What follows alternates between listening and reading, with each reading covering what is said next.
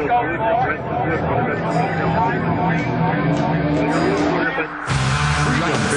First Amendment censorship obscenity, so forth, backwards. Hi, I'm Kurt Loder. Welcome to the Year in Rock. Looking back over 1990, as we're about to do, we'll see that while there wasn't much in the way of radical new music, there was a lot of radical talk on controversial rap records, in Congress, and in courtrooms across the country. In fact, the big surprise hit of the year turned out to be the First Amendment to the Constitution, which guarantees all of us the right to express what's on our minds without being second-guessed by the government. 1990 was a year in which Americans, music lovers in particular, really expressed themselves, and no one more so than Madonna, who capped the year with a video for Justify My Love that was so hot that MTV declined to air it. So to kick things off, here now is the Year in Madonna. You can just thank me. Dr. King, Malcolm X, freedom of speech is as good as sex. Well, I'm a very sort of outspoken, forward gal. Don't talk. If you talk, I will stop speaking, all right? Do you believe in love? Because I got something to say about it. And it goes something like this. I'm not interested in hitting people over the head. I think that, to me, it's more interesting if you interject humor in all the messages. That way, people get what you're saying, but they sort of get it. I mean, laughing. Strike a pose. A lot of people haven't seen voguing. I think it has a lot of humor to it, too. I mean, it's just so sort of arrogant and there and presentational, you know what I mean, self-conscious. And I think it's hilarious.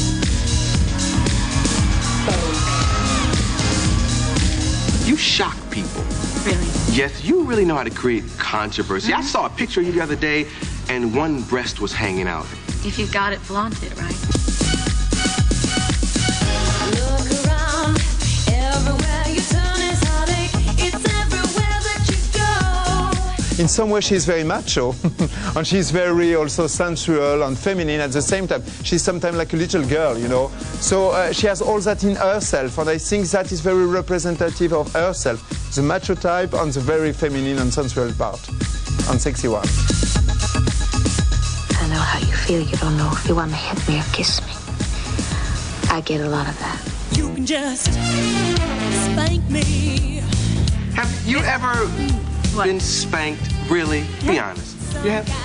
Yeah. Recently? You mean the kind you get when you're a woman? Yeah, when you were good. Definitely.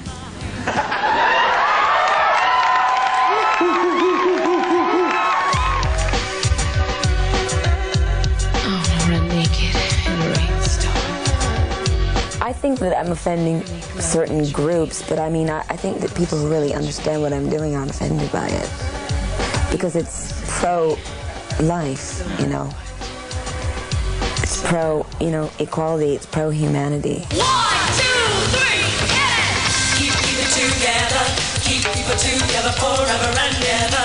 Keep it together, keep people together forever and ever. And that's not really the mood America's in right now.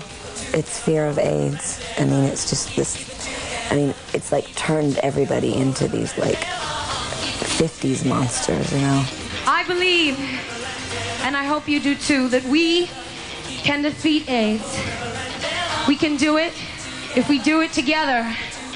Because people have the f***ing power. Keep it together, keep it together forever and ever. Keep it together, keep it together forever and ever. I'm not militant anything, and I don't want to be pedantic. I mean, there's irony in everything that I do. I just think it's better to, to have humor, that's all. A sense of humor. And not take yourself too seriously. As you saw there, Madonna was once again in the forefront of the fight against AIDS this year and against the homophobia that's become one of the sadder side effects of this awful disease. This one's for Ryan. She was joined by Elton John, who came to the aid of teenage AIDS victim Ryan White, and by such unlikely converts to the cause as one-time gay-slagging comic Sam Kinison. I was just as misinformed and in awe of this plague as anybody else. And even our former president, Ronald Reagan. But it's the disease that's frightening, not the people who have it. By year's end, however, AIDS had risen 4 notches to number 11 on the list of leading causes of death among Americans, and the Center for Disease Control in Atlanta was predicting that more than 40,000 people would be dead of AIDS in this year alone once the final figures were tallied. Another pressing issue was the sad state of the environment, which in 1990 rallied more defenders, especially among musicians, than ever before. Ocean, sky, concern, poison, future. Sometimes you're taken to the core. Sometimes. The Australian band Midnight Oil played on the steps of Exxon headquarters in New York City to protest last year's most spectacular environmental disaster, the Exxon Valdez oil spill. We planted ourselves in front of Exxon because of that big black oil spill that destroyed half of Alaska. And what we're saying is, you know, let's not just be petty, let's just not be incidental, let's just not be casual about this environment thing. Let's keep on carrying, let's keep on holding it, let's not forget what's happened, and let's make sure it doesn't happen again. There are 5,000 people that work for the EPA in Washington, D.C. There are 5,900 people that are employed by marching bands in the military of this country. George Bush is more of the military band president than he is the environmental president. There's no doubt about it. Environmentalism had its highest profile moment on April 22nd, which was the 20th anniversary of Earth Day. There were celebrations and concerts across the country and around the world, including a gathering of more than 500,000 people at New York's Central Park. We can't really go down to Brazil in good conscience and tell them what to do with their rainforest when we can't even save the symbol of our own conservation movement. Walden Pond, where Henry David Thoreau initiated the American environmental movement 150 years ago, was being crowded by real estate development. Don Henley organized a Walden benefit concert that featured a virtual Eagles reunion.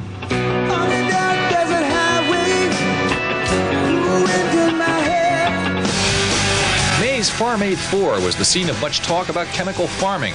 Most farmers are financed by federally insured loans, which they can't get unless they agree to use chemical pesticides.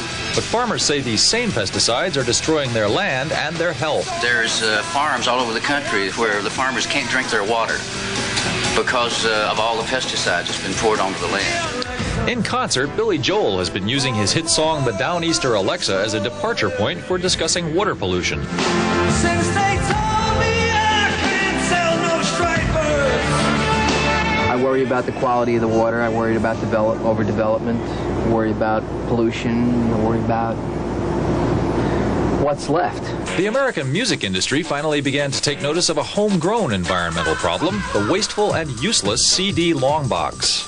18.5 million pounds of garbage, which translates, if it's all from paperboard, it translates into over 157,000 trees that are destroyed just to make the things. The musicians we talk to don't see environmental concerns as a passing fad. They say these issues are here to stay. Mother Earth gives you so much. If you take more, eventually Mother Earth will slap you in the face. And that's what's going to happen. It's already happening. I think rather than the public burning out on the environment may well burn out on us. Two dance pop titans were expressing themselves in new ways this year too, but surprisingly few people were interested in what they had to say. Prince, hot off last year's big Batman boom, bombed at stateside box offices with his self-directed feature Graffiti Bridge, even though he'd knocked them dead on a European tour earlier in the year.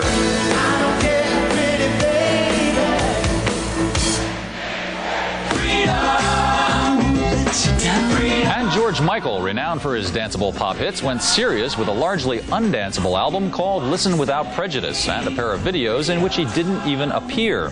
This, he said, reflected his weariness with the superstar image he felt he'd become saddled with. I went for that bracket that was Madonna and Prince and Jackson, and everything around Faith was engineered towards that. And I think having succeeded to a large extent, I realized that I'd kind of aimed and I'd not exactly misfired, but I ended up in the wrong room with the wrong people. In the end, the album went platinum but never topped the charts, and the singer canceled a serious small-scale tour he had planned in favor of a more traditional blockbuster outing in 1991. But did these two misfires mean that people had nothing to dance to in 1990? Not at all. Here's John Norris with that story. Pump up the jam. Kid K. I've got the power. Get a life. Ow.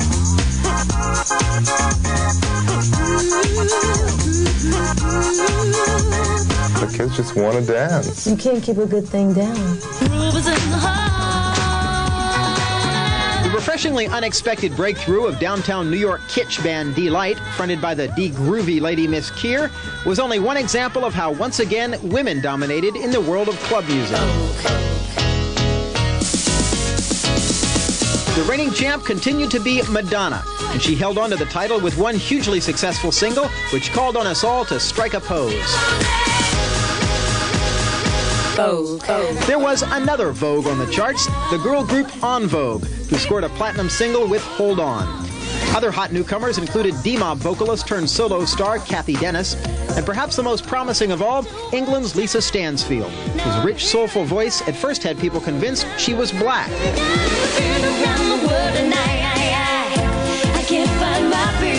I think it's amazing now, like all the charts have sort of picked up on the music.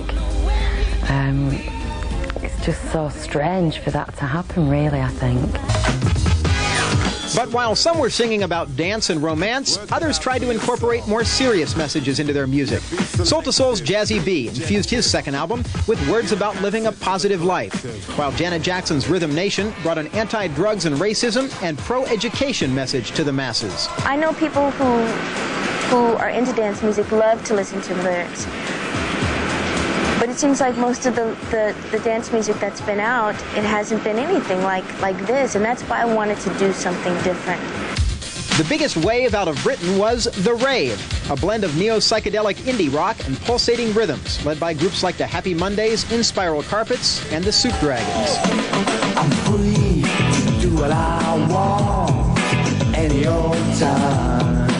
The walls between hip-hop and dance continued to fall as well, as a growing number of artists proved that it was time we all make room for some new musical labels.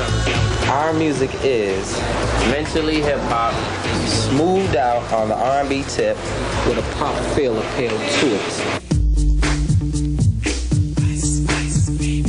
The search for new sounds can get you in trouble, though, as Vanilla Ice discovered with his unauthorized use of a musical line from Queen and David Bowie's Under Pressure for the #1 hit Ice Ice Baby. Unlike MC Hammer, who gave writing credit to Rick James and Prince when he used samples of their music, Ice initially contended he came up with his song all on his own. We sampled them from him, but it's not the same bass line. Like it goes ding ding ding diggy ding ding, ding ding ding diggy ding ding. Ding ding ding. That's the way theirs goes. Ours goes ding ding ding diggy ding ding, ding ding ding ding diggy ding ding. That little bitty change. It's not the same.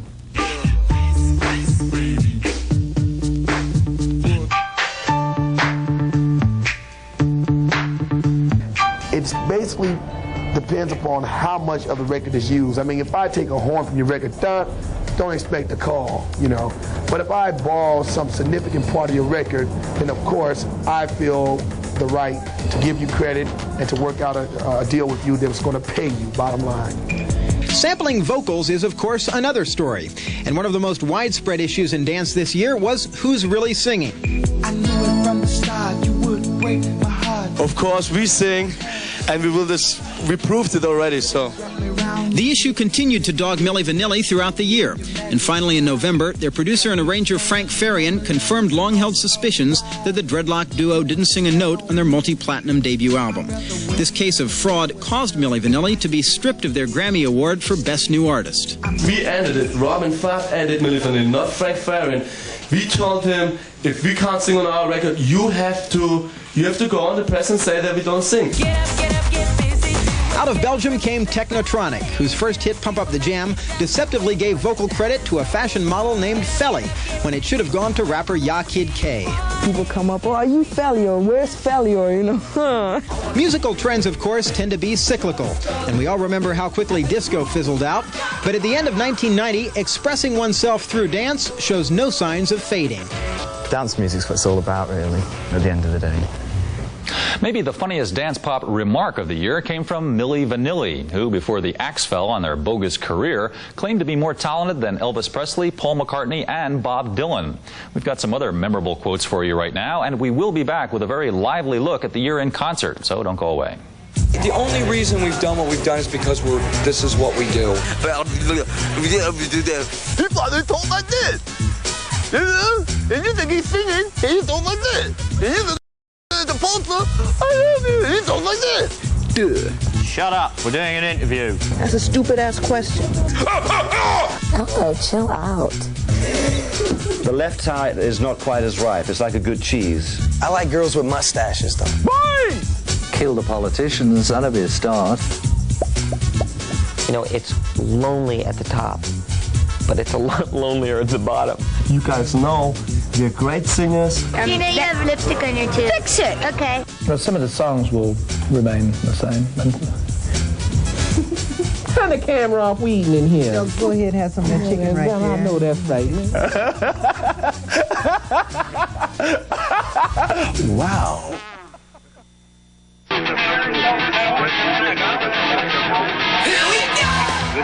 Welcome back to the Year in Rock 1990. In a year filled with free expression, most musicians continue to express themselves most freely, of course, on stage. So here now is a quick look at the year in concert. 1, 2, 3.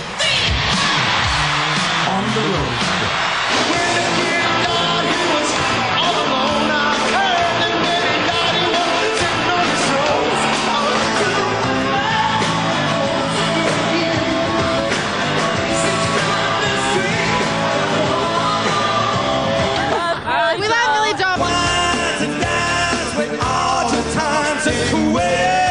For Billy Joel and just about every other performer who took the stage, looking out at all those screaming fans still makes them, well, nervous. I'll probably be nervous right before I go on. I'll get dry mouth. You know? I always think I'm going to forget everything. I always get that nightmare that I go on stage and I haven't learnt a word and I'm just stuck out there and all this music's playing and I've got no ideas. What did I write? I can't remember a word in it. You got your mother in the world. She's not sure you're a boy or girl. There was an unusually large number of acts competing for concert dollars this year, and many bands that may have expected sold-out shows didn't get them. But fans did turn out in droves for the acts they love. They're the best. There's no one that's better than Depeche Mode. We shall touch flame.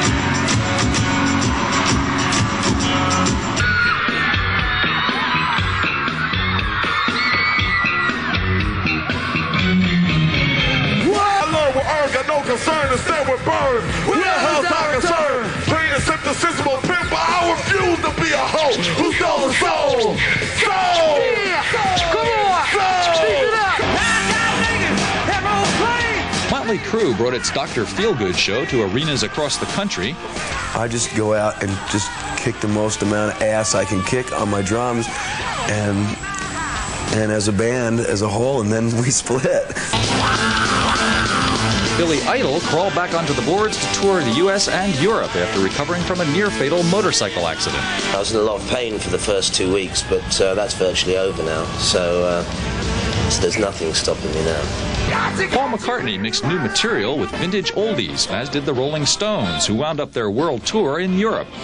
And in smaller venues, bands like Midnight Oil continued the trend of mixing social causes with their music.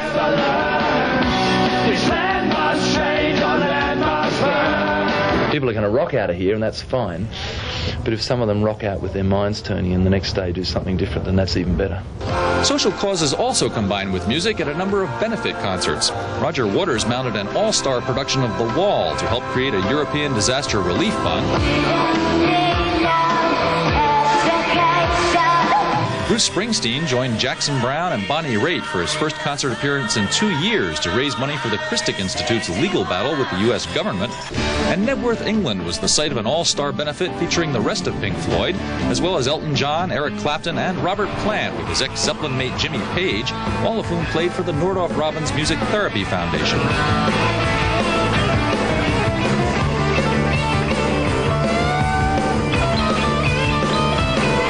Music helps them through the music to communicate with the outside world, and it really, you know, it's a wonderful thing to be able to do.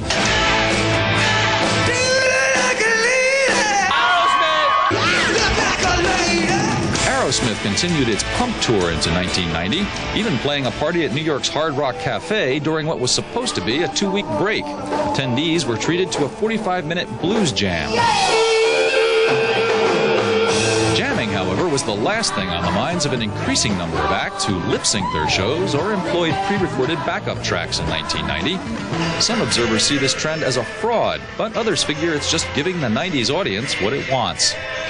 If you entertain the crowd, that's what they came to see. We can't deny the importance of choreography and visuals in the last 10 years. Kids find it equally important as music. That maybe is a little bit sad, but that's the fact.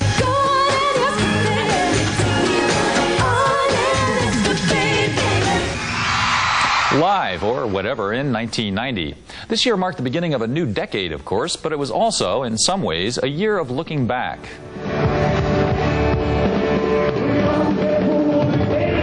In January, The Who, The Kinks, and Simon & Garfunkel were inducted into the Rock and Roll Hall of Fame. In June, the legendary Velvet Underground reunited for one song at an Andy Warhol tribute outside of Paris. And in September, the 20th anniversary of the death of Jimi Hendrix was observed with the release of new books, records, and rare archival footage of the great guitarist in action. Another posthumous milestone was the 50th birthday of the late John Lennon, which was celebrated in October with a worldwide broadcast of his song, Imagine.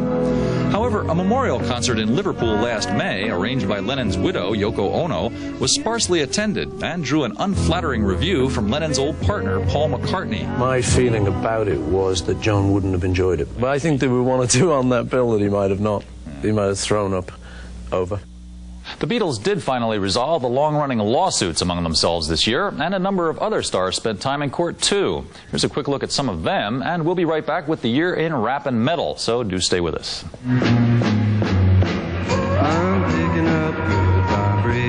This morning in Santa Monica Superior Court, I filed a petition to establish a conservatorship of Brian Wilson, my cousin and founder of the Beach Boys. I have taken this action out of deep concern for the health and welfare of my cousin. I have not seen or heard from Stan Love for over 4 years. I cannot imagine why he would do this.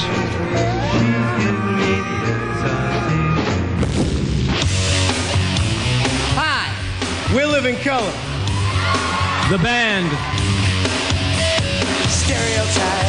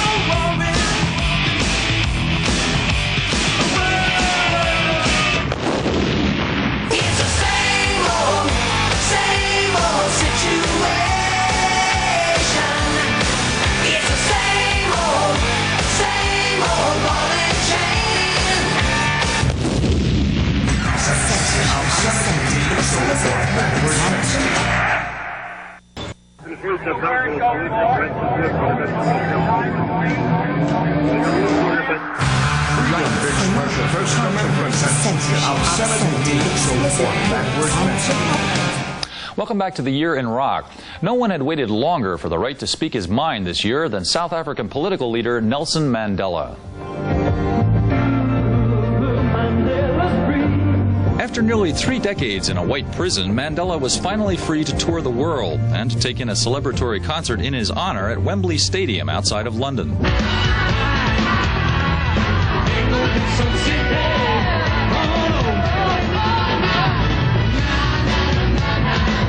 Mandela was an especially big hero in the rap community, of course, and if 1990 could be said to be the year of any particular style of music, rap, which was suddenly all over the pop charts, was definitely it.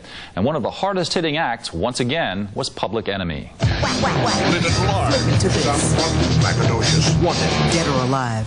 You're not going to get more hipper than rap. I don't care what you do. Drop it! I fell into a Sly Stone Jimi Hendrix thing, and I wanted to see rap go to a point where it hadn't gone before, because I felt that I had to take rap to another plane. We're trendsetters, we're not followers. So-called gangster rap, with its vivid depictions of street violence, misogyny, and drug use, went gold and platinum in 1990. Critics deplored the violence, but rappers defended their freedom of expression. We're like, news reporters. We're telling exactly what's going on the streets. Some people look at me and they hate me just for the message I put out, what I portray. You know what I mean? But other kids love me. The Ghetto Boys gangster rap record was so graphically violent that its distributor, Geffen Records, refused to carry it and stopped doing business with the group's label, Def American. The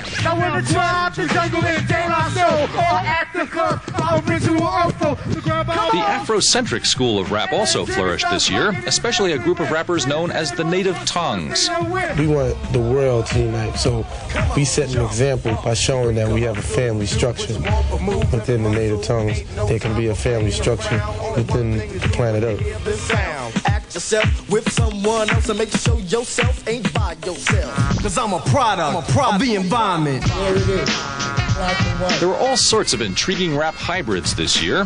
The white street rap of Third Base, with Psycho, the Samoan rap band called the Booyah Tribe, and of course rap comedy. I tried to make rap records, but no matter what I did, everybody thought it was funny. 1990 also brought the first Saturday morning rap TV show, a hit rap movie, and a Rap Stars primetime network comedy series. Yo, what's up, Jay?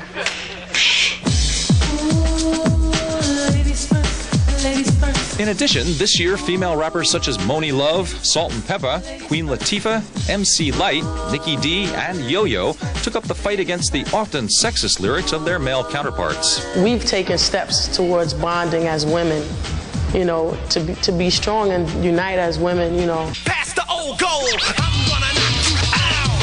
Veteran rappers such as LL Cool J, Eric B. and Rakim, and Boogie Down Productions released successful albums this year. And after a prolonged absence, rap's first major stars, Run DMC, also returned. First we raised hell. Before that we was the Kings of Rock. You know what I'm saying? Then we became Run DMC, so now we're back from hell. Gang violence needs to be wiped out. Finally, there was the hip-hop event of the year, a massive gathering of California rappers known as the West Coast Rap All-Stars, who united to help stop gang violence with their music. The project was called We're All in the Same Gang. I felt that most of the youth today respect the rappers. I knew most of the best rappers in the world, so I asked them when we come together and try to do a little song, hoping that the proceeds would go to help the youth today. We should at least be at peace with ourselves before we can be at peace with everybody else. Rap music, with its big beat and outspoken attitudes, drew more and more non-black fans this year. Among them, as it turned out, Guns N' Roses frontman Axl Rose, who told us he loves Public Enemy. Although the Guns themselves were unable to complete a new album this year, Rose was very much in the news anyway. First of all, Rose got married to rock legend Don Everly's daughter. Then he got arrested after a run-in with his next-door neighbor. And he went public with his reason for the dismissal of Guns N' Roses drummer Steven Adler. We had Steven sign a contract saying if he went back to drugs, then he was out. He couldn't leave his drugs. Guns N' Roses did make one appearance this year at Farm Aid 4, where they unveiled a hot new song called Civil War.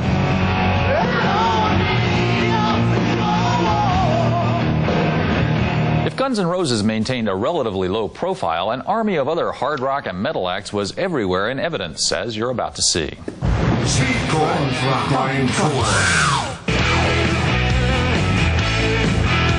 The biggest surprise hit of 1990 was provided by the long-running Australian band AC/DC, whose 14th album, The Razor's Edge, literally rocketed to the top of the charts. What was the secret of this unexpected success? We've always remained the same. I don't think we've ever really looked for outside influence. I don't know why. Maybe we should. Influences abounded elsewhere on the metal scene, though. A wave of neo-psychedelic grunge from Seattle, an ongoing funk metal fusion in the San Francisco Bay Area, futuristic speed crunch from the Northeast, and even some turbocharged Beatleisms.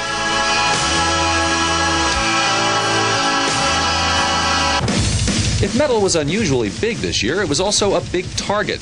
At one point, New York's publicity-loving John Cardinal O'Connor claimed that metal acts such as Ozzy Osbourne actually promoted Satanism. I'm not a Satanist. I don't worship the devil, and when it takes me all my time to conjure myself out of bed in the morning, let alone to conjure the devil up. As big as hard rock music was in 1990, though, the general run of hard rock lyrics had little that was new to say. Unskinny Bop, the Poison hit, was typical.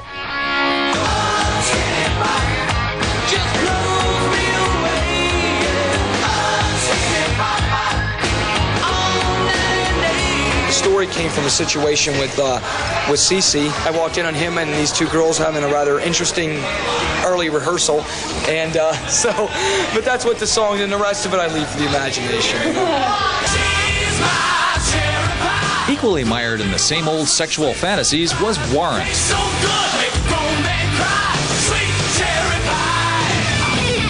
One hard rocker, ex-David Lee Roth sideman Steve Vai, sidestepped this predicament by scoring an instrumental hit. Others came up with something substantial to talk about, like Queensryche, whose top 10 album Empire dealt with some of the hard choices facing young people in a society built upon instant gratification. Everyone wants things now. It's very hard to be patient and wait, you know, because everything, all the information now comes at you so quickly. In general, the harder rock was this year, the bigger an audience it found. A case in point was Megadeth, which scored with a blistering LP called Rust in Peace. This band's secret? You know, when I write music, I think about, like, sex, you know, and violence. It's kind of Clockwork Orange, but, you know, it works. So metal was stronger than ever this year, a fact that was celebrated at the 10th annual Monsters of Rock Festival at Castle Donington in England, a show that covered everything from the music's roots to its future, which seems pretty much guaranteed by the undying loyalty of its fans. Inevitably, American music once again suffered some sad losses this year. Soul giant Curtis Mayfield was sidelined with a broken spine after a freak stage accident in New York this summer. And in August, a post-concert helicopter crash snuffed out the life of the fiery Texas guitarist Stevie Ray Vaughan. We're going to say a final farewell to some other departed musicians. And when we come back, we'll take a look at the year in Bon Jovi and the three big new stars of 1990. So do stay tuned.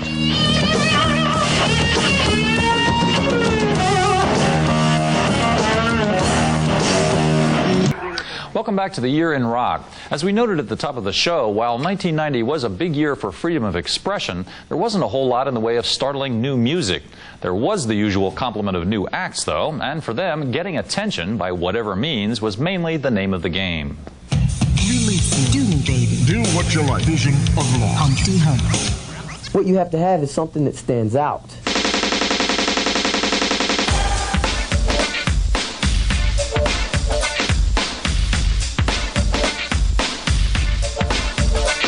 Thanks. Thank you very, very much. I really appreciate it.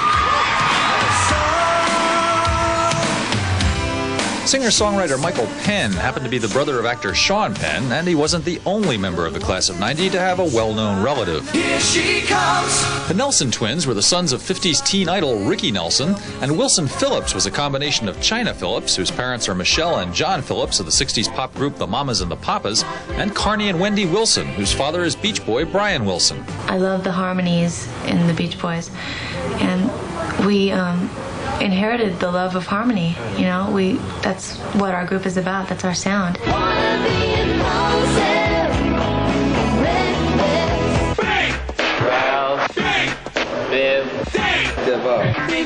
Belle Biv DeVoe also had a pedigree. They're all members of the teen group New Edition, although they left their old image behind to strike out on their own. New Edition was more of a clean-cut group, you know. We wouldn't be seen, you know, kissing or touching a girl's body and things like that. Hey, kinda white, come on, don't forget. This time around, the BBD image is so outrageous, we're just getting into everything.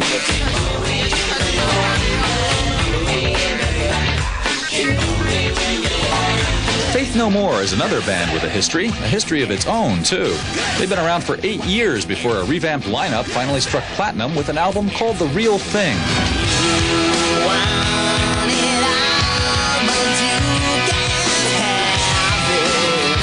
Faith No More's metal funk sound was nicely complemented by the band's antics, both on stage and off.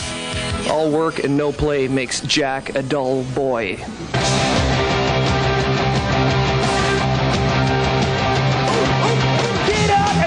Get down. 911 is a joke in your town. Boom, boom. Oh. The right stuff. We can't all die. That's nice. We appreciate all the support. Yeah, we Thanks, dig guys. it. Can I borrow 20 bucks? Also big this year were singer Mariah Carey, who soared up the pop charts on the crest of a mighty promotional push. Slaughter, a band that hit big with a pop metal sound. And on the rap scene, a very novel act called Digital Underground. Do what you like. You got rock, you got rap, you got rhythm and blues. Then you have super stupid, triple dope, cold ignorant, underground hip hop, Humpty Funk. Yeah. And right now we're the only group in that category. So I guess you know we had nothing to do but rise to the top. Do the Humpty Hump. Come on, do the Humpty Hump. Check me out, y'all. Do the Humpty Hump. Just watch me do the Humpty Hump. 1990 was filled with sort of new pop sounds and sometimes borrowed old ones. But the Black Crowes proved that old-fashioned rock and roll still had a place in the charts too.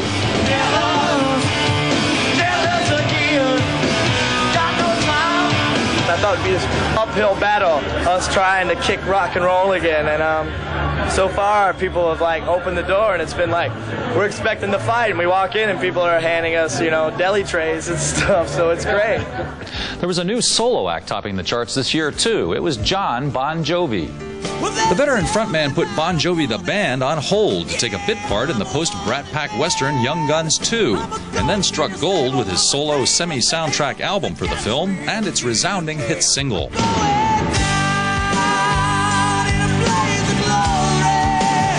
I think that anyone who puts out a record, at the end of the day, no matter who he is or how big his band is, wants people to like him. So, you know, I'd like to be liked, too. You don't make a record so that people can go, you suck, and you go, that's great. Another veteran who broke big this year was Bonnie Raitt, who made a surprise sweep of the Grammys with her album Nick of Time. The other big breakouts of 1990 were a tough Irish skinhead, a friendly West Coast rapper, and a pint-sized cartoon with attitude. Here's John Norris. Hammer time. Eat my short. Can't touch this. And the winner for the best video of the year is Sinead O'Connor. In 1987, the critics fell for a fiery Irish newcomer called Sinead O'Connor. But in 1990, it was the masses' turn to discover her once they got a glimpse of her softer side with a love song straight out of Prince's musical closet. Nothing compares.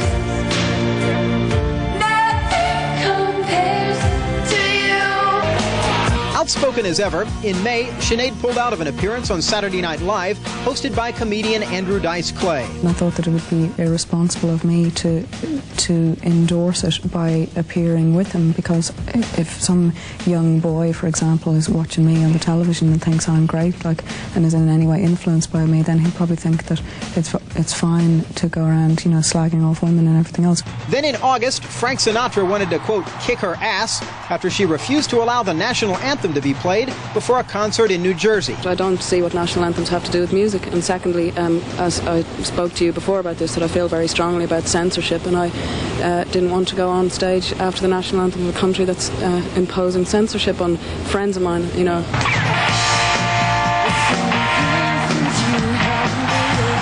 October found her in Chile for an Amnesty International concert. And while comic Sam Kinison sported a skinhead and poked fun at her, Sinead herself donned a platinum wig and turned in a modern version of a Cole Porter tune for the AIDS charity album Red Hot and Blue. Stop. Hammer time. But if Sinead O'Connor found success in spite of herself, there was nothing accidental about the breakthrough of MC Hammer. His second album, Please Hammer Don't Hurt 'Em, had commercial written all over it. And yet almost no one expected it to be the biggest record of the year. But even if he did strike a chord with the public, fellow rappers still felt compelled to put the hammer down. If your record crosses over pop and you get white listeners, Latin listeners, and listeners who are not black, you are called a sellout. If that's a sellout, then here I am. I'm a sellout because I want my music to be accepted by all people. Hammer also managed to sell himself to corporate America by signing deals with British Knights Footwear and Pepsi-Cola. MC Hammer's interracial appeal matched that of the true pop icon of 1990, Bart Simpson. Bartmania was fueled by the runaway success of The Simpsons, the series created by cult cartoonist Matt Groening, which mounted a serious challenge to Bill Cosby's domination of prime time. I'll grow up. As Bart fired off one-liners and got into one adventure after another on the small screen, out in the real world, the Bart craze only got bigger, despite some schools across the country which banned Bart's underachiever and proud of it t-shirts. A Simpson on a t-shirt. I never thought I'd see the day. And as the year drew to a close, Bart's status as a TV star was confirmed. Following such past television hunks turned singers as Don Johnson, Bruce Willis, and Rick Springfield, What a nightmarish concept. Bart! The Radical Dude released his own debut single, Do the Bart Man, from the new album The Simpsons Sing the Blues. So move your body if you got the notion. Front to back in a rock-like motion. Now that you got it, if you think you can, keep it through the music, that's the Bart Man. And the beat goes on. The #1 story of 1990, of course, was censorship. And after a quick look at some of the year's most memorable video images, we'll be surveying that situation too, so don't go away. Yo, bump up the jam, bump it up, bump it up. Yo, bump up the jam, bump it up, bump it up. Yo, bump up the jam, bump it up, bump it up. Yo, bump up the jam, bump it, bump it, bump it, bump it.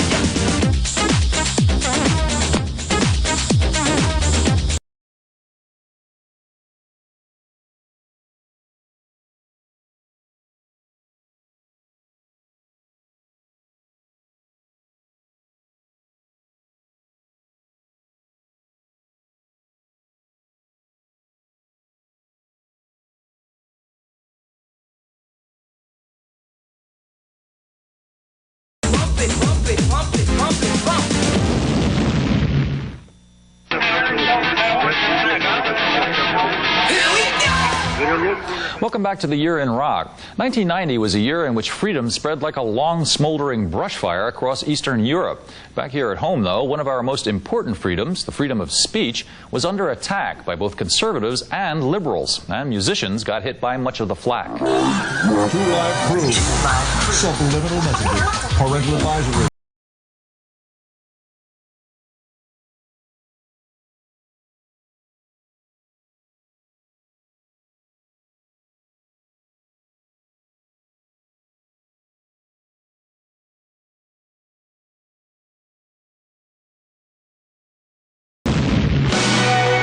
The First Amendment to the Constitution is very clear about freedom of speech, and yet somebody, somewhere, is always trying to carve out an exception to outlaw words or images or actions that they don't like.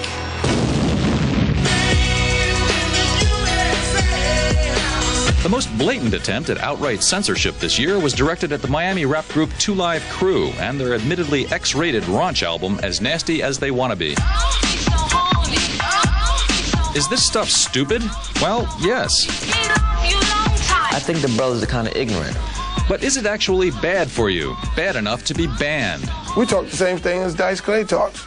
We talk the same thing that Murphy talked. You know, it's just hooked up to a rap beat. No one has ever produced as sexually explicit an album in the history of the world, and no one, in my opinion, has ever produced an obscene record album, ever. Except for this one album by one rap group out of my hometown, Miami, Florida, and that's why I've gone after him. Jack Thompson, a born-again Florida lawyer and moral crusader, mounted a faxing campaign to police and prosecutors, urging a crackdown on 2 Live Crew. The immediate effect of this was to help 2 Live Crew sell lots and lots of dirty records. They walked out of that small town in Florida and went, "Thank you, Jesus." This controversy has elevated to them to this huge, huge status, and the bottom line is they're probably one of the weakest rap bands ever in the history of rap music. Then, in June, a local federal judge ruled that the 2 Live Crew album was obscene. 2 days later, record store owner Charles Freeman was arrested for selling it, and 2 days after that, the group itself was busted for performing songs from it at an adults-only nightclub. Suddenly, the censors seemed to be winning. We got him. We got him real good. Who would ever think that here in the United States of America, we will be telling grown people what they can purchase and what they can't purchase? When the obscenity case against 2 Live Crew finally came to court, though, a mostly white jury laughed it right back out again. We, the jury, find as follows. As to the defendant, Luther Campbell, the defendant is not guilty.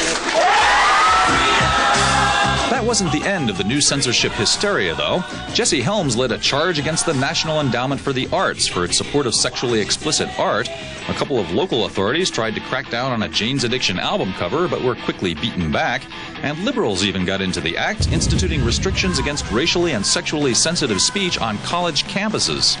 And of course, a pair of Midwestern evangelists called the Peters Brothers were still on the job, burning what seemed like every rock record they could lay their hands on. Uriah Heep, this is their album entitled Demons and Wizards. We'll be burning that tonight. Parental guidance, explicit lyrics. At its peak, the anti-rock frenzy created a clamor in at least 20 states for record stickering laws, but these proposals withered away when the music industry obligingly agreed to start stickering records on its own, a concept that not all musicians found objectionable. I don't see anything wrong with putting a sticker on there that says this record contains extremely profane lyrics. I don't think that that is a crime.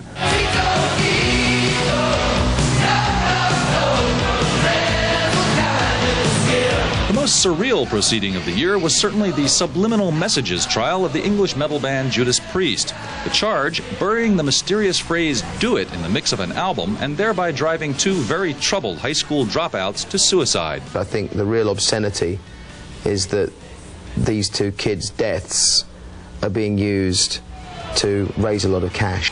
In the end, common sense and Judas Priest prevailed. We knew the verdict couldn't be anything else. I mean, there are no subliminal messages on the album. The whole thing was farcical. I mean, it should never have got to court. All of these setbacks for censors serve to embolden civil libertarians and to help fuel a music industry-sponsored registration campaign called Rock the Vote. If you vote, at least you can't complain because you've done your part in it. We all have certain beliefs and we think, oh, it's censorship is crazy, everyone's against it, but unfortunately not everyone is against it, and those of us who are, a lot of us aren't out there voting, and so this is the issue of the day. Obviously, although a few battles were won this year, the issue of censorship was still very much alive. Who knows? It might be George Michaels. He might not be saying, I want your sex next year. You know what I'm saying? And then Guns N' Roses, and, you know, people who sell a lot of records. Next thing you know, Madonna, she got to put her clothes on her share, you know. Before you know it, the music industry will be no more. In the end, though, even the hardest rockers agreed that self-appointed censors and other freelance prudes do sometimes serve a purpose. Thank you, Tipper and Jesse, for making sure that as long as there are a few four-letter words in the album, it will always sell an extra 1 million copies. So that was 1990, a year in which rock and pop musicians were at the forefront of a new fight against censorship and cultural repression. Will they now be able to get back to the business of making some new music in the months ahead? I guess we'll be able to tell next year at this time. Free, the home of the brave, and Two Live is what we are.